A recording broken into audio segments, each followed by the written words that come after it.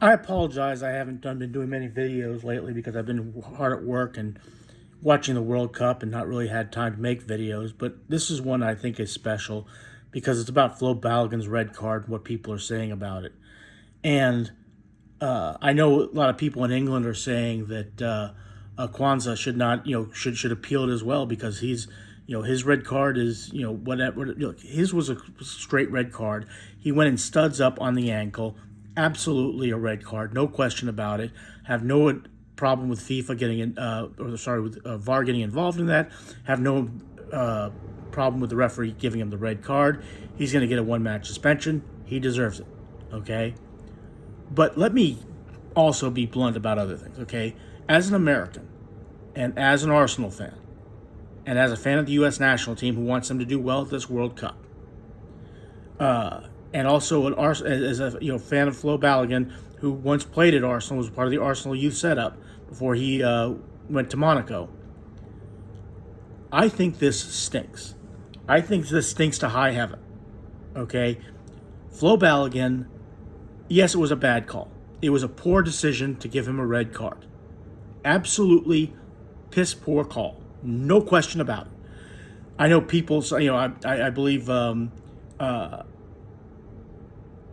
can't forget his name. He's a Norwegian guy, Jan, opposite, whatever. He's on ESPN. He basically thought it was a red card, but he's probably the only person I've seen who thought it was a red card. Craig Burley thinks it wasn't a red card. Shaka Hislop doesn't think it was a red card. And I've even heard on Talk Sport where they said that they think that it's irrelevant whether they think it's a red card or not. No, it's completely relevant. Okay, here's the first thing. Okay, it's relevant because if Balogun had gone in studs up like Kwanzaa did on that Mexican player, whoever it was, then nobody would have been calling FIFA to be doing the right thing here and overturning the red card. If it was absolutely 100% a red card, Balogun would be getting his suspension. Okay, but because it was a poor decision by VAR to get involved in the first place, because I believe on the field it wasn't even called a foul, but correct me if I'm wrong on this, but but I don't believe it was even called a foul on the pitch. Okay, the referee went over to VAR and looked at it in slow motion and then said, "Yeah, it's a red card." Okay, this is what again, it is completely relevant of what kind of foul it was because everybody was saying it was a poor call and that Flo Balogun should not be given a one-match suspension. Okay, but the referee made the decision. Here's another thing that I want to bring up. As far as VAR is concerned, we talk about if the VAR is there to correct mistakes. What happens if VAR makes a mistake? Okay, what happens if VAR makes the mistake and calls a red card that shouldn't have been a red card? How do we correct VAR in that situation? But anyway, here's what I think, okay? And it wouldn't, I wouldn't mind if Pochettino basically said, hey, you know what? I appreciate it. Thank you very much. But we're going to sit Balogun down because that's the rules. That's, I realize FIFA stepped in. I realize he's eligible, but we're going to sit him down for this match anyway because that's the right thing to do. I would not have a problem with that. But anyway, and also listening to Fox on TV, Stuart Holden and Alexi Lawless, they loved it. They loved the decision. Alexi Lawless says now USA against the world. Thierry Henry and Zlatan Ibrahimovic took the diplomatic approach, and I guess because they're on American TV, they didn't want to, but here's my problem with it. Okay, look, we have seen poor calls, and whether you think it's a red card or not, it was a poor decision by VAR to get involved in the first place. Balogun is not trying to hurt or harm anybody. He's just going for the ball, and in fact, the same thing that Messi did. Okay, I think Messi was a little bit worse, but the same thing that Messi did, and that wasn't even called, or even sent to VAR for that. Okay, but that's what happens in football. Okay, sometimes because it's a human game. Okay, it's played by humans. It's refereed by humans. Balogun,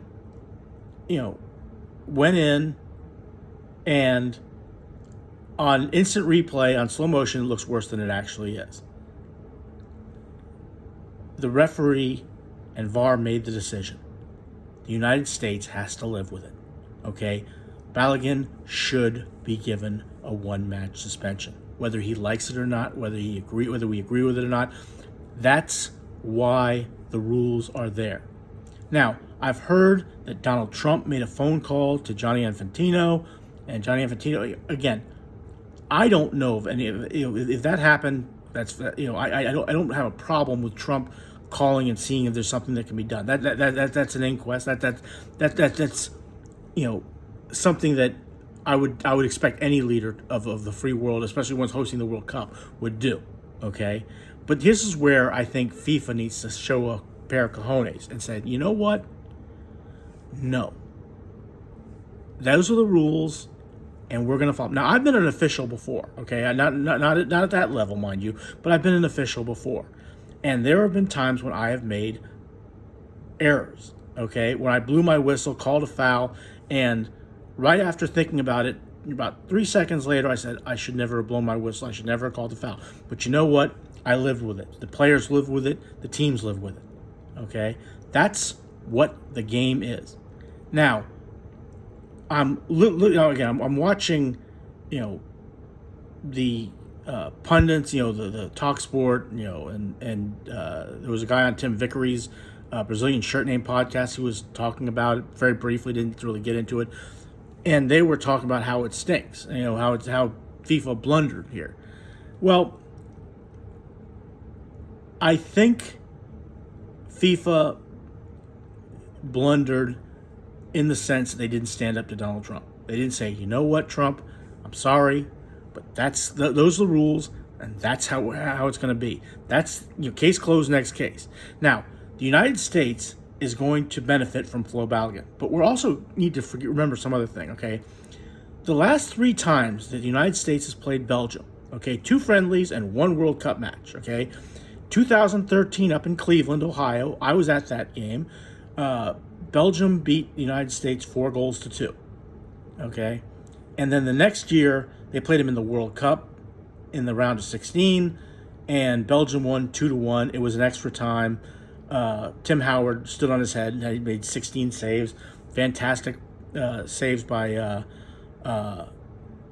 Tim Howard. Absolutely, amazing game. And then earlier this year, Belgium beat the United States 5-2, and it really should have been 5-1. The United States scored the first goal. Belgium just dominated, scored 5 goals. 1 goal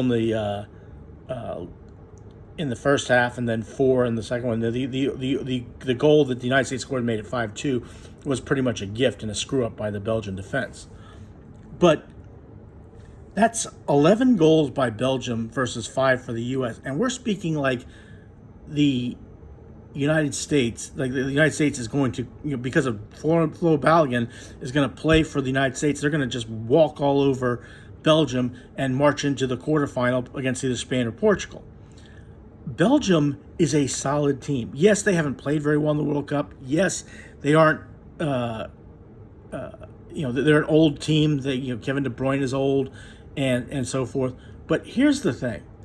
This is by no means a slam dunk for the U.S., whether Flo Balogun is playing or not, whether you're playing in Seattle in front of a pro-U.S. squad fans or not.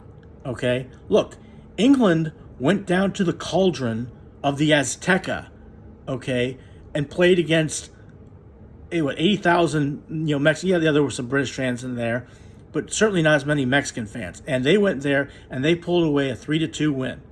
Who's to say that Belgium is not capable of doing the same thing to the United States? Okay? This is not a slam dunk for the U.S. by any stretch of the imagination. But it doesn't change the fact that FIFA did not show any cojones, did not suspend Flo Balogun, did not stand up to Donald Trump, okay?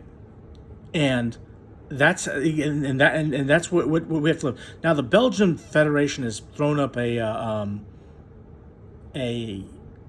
protest for this, so they filed a protest, but that's going to be falling on deaf ears, and I think it's kind of petty, to be honest with you. But look, once the decision was made, the decision was made. Okay, case closed. Next case. Okay, I don't like it. I don't agree with it, but that's the end. That's the end. That's it. That's how you have to deal with it. And look, it's not like the Belgian team is going in there empty-handed or short-handed. They've still got one of the best goalkeepers in the world. They still got Kevin De Bruyne out there. They've got Leo Trossard, who sadly is going to Besiktas from my beloved Arsenal.